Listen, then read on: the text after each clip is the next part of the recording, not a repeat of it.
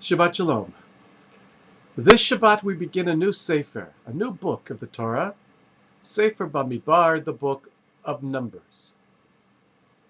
But even though Bamidbar literally means in the wilderness, the English name of the book is Numbers because this week's parsha begins with a census, with a taking an account of every male from every family and every tribe by name, 20 years old and older. Why? Because the Israelites in the wilderness needed to know how large of a standing army they would be able to have. This is, to my knowledge, the first example of a citizen army in the history of the world. This is not an army made up of mercenaries.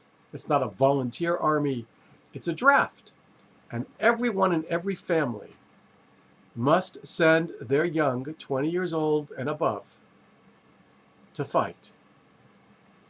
And that begs a particular question of Israelite history. And the question simply is, why an army?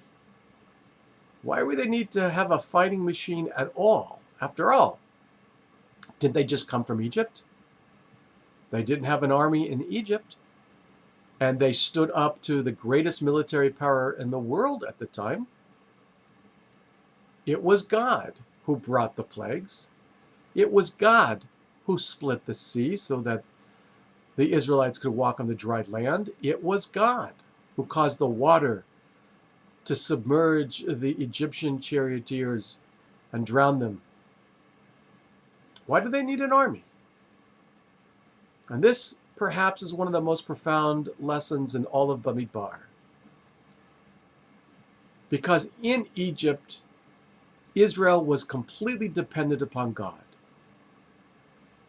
And as we move from the dependence of slavery and dependence on God for our sustenance, we are preparing to enter the promised land, Eretz Yisrael, where the rabbis tell us, Ein somchin al hanes. We cannot rely on miracles. Yes, God could fight every battle for us and certainly win, but God isn't going to.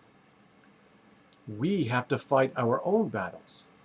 We have to risk becoming scarred, injured, or worse. We have to take responsibility for our own security and for solving our own problems. That, I think, is the lesson of this census. And so when you hear the census being read in synagogue, let's hope that your eyes don't glaze over, because it is pretty tedious.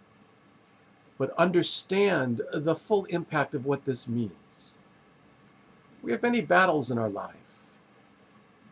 There are things we have to stand up for. We cannot rely on God to fix our problems, to fight our battles, to heal the world. We have responsibilities of our own to fight with God, not alone, but certainly not to be dependent upon God to make things right. So let's do our own accounting. Think of when we have to pick up our own metaphoric arms, stand up for ourselves,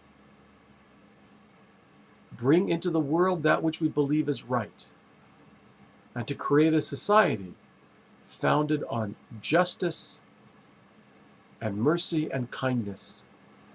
Those are things certainly worth fighting for. Shabbat Shalom. May you have a Zis and Shabbos, and I'll see you in Shul.